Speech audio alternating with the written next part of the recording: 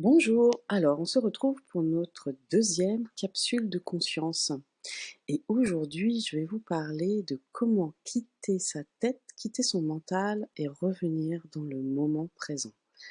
Avant tout, je me présente, je suis Jessie Bira, thérapeute intuitive, canal et auteur, et j'accompagne de nombreuses femmes sur le chemin du féminin sacré et sauvage. Et j'accompagne aussi de nombreuses personnes pour vivre une vie en grand en se libérant de tout ce qui est conditionnement, traumatisme et schéma répétitif.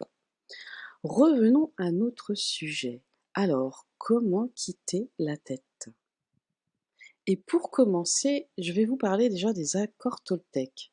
Donc c'est Don Miguel Ruiz qui a écrit 4 accords Toltec. Et on en a 2 qui vont nous intéresser plus particulièrement parce qu'ils vont nous aider à quitter ce mental, ou en tout cas à le domestiquer. Donc ça aussi, c'est un terme qu'utilise Don Miguel Ruiz. Qu'est-ce que veut dire domestiquer? Ça veut dire canaliser.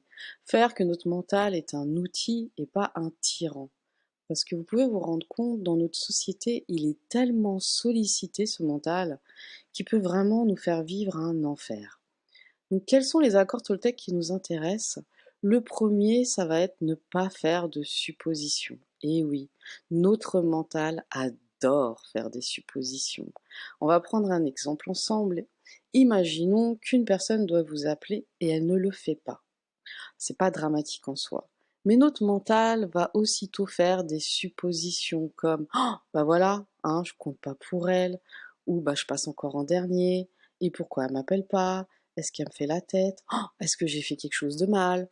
Donc vous voyez, on peut vraiment vivre un enfer. Alors que ça se trouve, cette personne a tout simplement oublié parce qu'elle est débordée ou eu un empêchement qui l'a empêché d'appeler. Pourquoi pas une coupure de réseau, hein. Tout est possible. Donc la première chose, c'est ne pas faire de suppositions, c'est vraiment se rendre plus paisible. Parce que quand on fait des suppositions, on a vite fait de faire plein de scénarios qui nous gâchent la vie. Le deuxième accord Toltec qui peut nous intéresser vraiment, c'est aussi celui ne pas en faire une affaire personnelle. Ça aussi, notre mental adore en faire des affaires personnelles. Ça veut dire quoi concrètement? Ça veut dire qu'on prend tout pour soi ou qu'on rapporte tout à soi. Comment? Pas pareil. Imaginons qu'une personne se sente pas bien et a l'air d'être froide ou d'être assez distante. On va se dire: «Mais oui, ça se trouve c'est moi, pourquoi elle est froide? Si c'est son amoureux, oh ça y est, il ne m'aime plus, il va me quitter, il a rencontré quelqu'un, ou est-ce que j'ai fait quelque chose de mal?»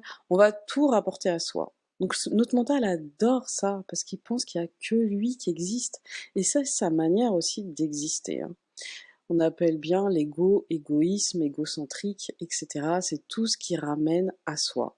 Donc, qu'est-ce qu'on fait? Eh ben, n'en fait pas une affaire personnelle. Cette personne a peut-être tout simplement un problème au travail ou tout simplement quelque chose qui la tracasse, qui n'a rien à voir avec nous. Donc, je vous assure déjà en appliquant ces 2 accords Toltec, ça va vous aider à quitter ce mental et à revenir dans le moment présent.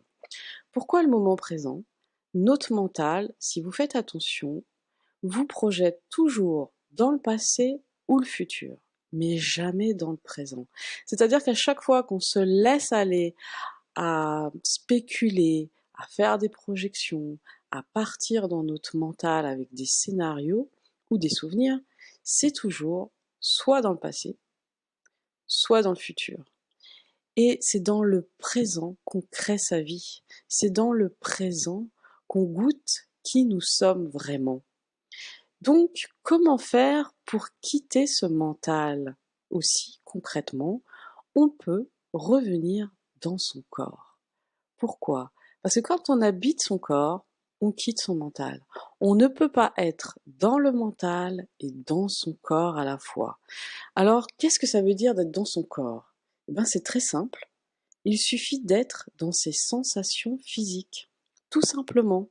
Alors moi j'aime bien dans mes accompagnements proposer d'être dans son bassin. Ça veut dire que je demande à la personne, plusieurs fois par jour, de mettre dans son bassin. Qu'est-ce que ça fait d'être dans mon bassin? comment je me sens dans mon bassin. Est-ce que je me sens à l'aise? Est-ce que c'est étriqué, serré? Quand je marche, comment mon bassin se met en mouvement? Quand je fais la vaisselle, comment mon bassin se tient? Voilà, juste se mettre dans son bassin, ça fait quitter sa tête. Alors bien sûr, hein, vous pouvez utiliser vos pieds, vos jambes, votre ventre, vos épaules, vos mains, n'importe quelle partie de votre corps vous fait quitter votre mental. Là, pendant que vous m'écoutez, qu'est-ce que votre corps a à vous dire? Comment vous vous sentez dans votre corps? Si vous êtes assis, comment c'est d'être assis? Le contact que vous avez entre votre corps et le siège. Voilà, tout simplement revenir dans les sensations de son corps. Et plus vous allez le faire, et plus ça va être facile, plus ça va être rapide. En quelques secondes, vous pourrez revenir dans votre corps et dans le moment présent. Voilà un bel outil pour quitter sa tête. Alors après, on comprend qu'on peut faire aussi du sport, mais c'est pareil. On peut très bien faire du sport en étant dans sa tête, en imaginant notre corps futur, en imaginant qu'il va falloir faire ci, ça après ce sport. Donc, on se remet dans les sensations corporelles. D'autres outils, ça peut être d'être dans sa créativité, dessiner, peindre, écrire. Vous pouvez utiliser comme ça plusieurs techniques pour quitter votre tête. Donc je vous invite à essayer ces petites techniques, astuces, et je pense que la meilleure, sincèrement, c'est celle de revenir dans ces sensations physiques. J'aimerais vous rajouter que c'est pas parce que vous allez tout prévoir, tout spéculer, tout organiser, que votre vie va se dérouler comme un fleuve tranquille. Au contraire, plus une personne est dans sa tête, et plus la vie va essayer de la réveiller, va essayer qu'elle lâche prise. Vous ne pouvez pas tout prévoir, et tant mieux. Sinon, on aurait une vie vraiment monotone. Et si vous avez un mental tyran, comme j'aime dire, c'est-à-dire qui vous fait voir tout en noir, qui vous fait vivre la peur, qui vous fait vivre des scénarios catastrophes, vous avez encore plus intérêt à essayer de revenir le plus possible dans ce moment présent. Parce que c'est pas en imaginant le pire qui va nous arriver le meilleur. Au contraire, nous sommes des êtres créateurs. Donc on a besoin de positiver pour attirer les bonnes vibrations et émettre les bonnes vibrations. Ça va vraiment vous rendre service de venir le plus souvent possible dans ce moment présent. Ça va vous apporter la paix. Et bien sûr, j'ai oublié la méditation.